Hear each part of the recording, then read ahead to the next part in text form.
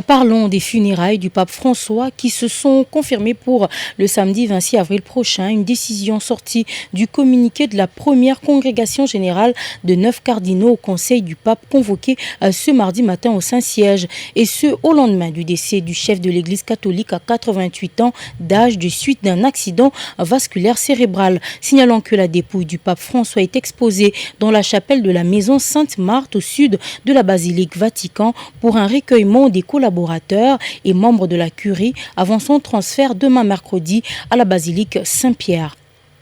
Nous nous souvenons en ce moment de deuil du pape François de son engagement indéfectible pour les plus vulnérables et son appel à la paix lors de sa visite en 2023. Mot profond de la présidente Marie-Josée Ifoku, figure politique et présidente du parti Alliance des élites pour un nouveau Congo, AENC en sigle. Elle garde du pape François sa vision du monde uni qui est la vision même de son parti. L'unité est dans la diversité où la solidarité et la compassion prévalent. Une vision qui continuera à guider particulièrement ses actions en tant que femme politique. Marie-Josée Ifoku a à cette occasion présenté ses sincères condoléances à la communauté catholique en particulier et à la famille chrétienne en général, au micro de Jean-Pierre Katenda.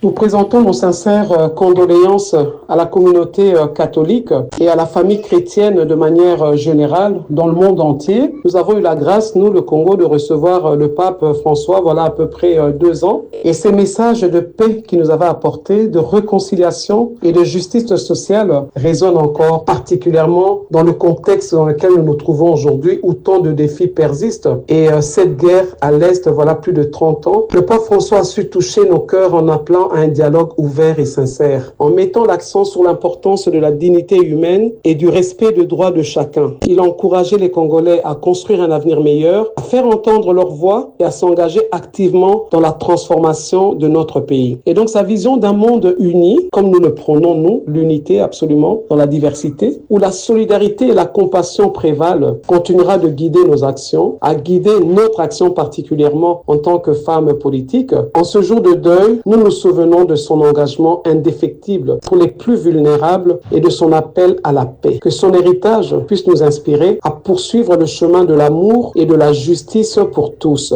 Repose en paix, Saint-Père.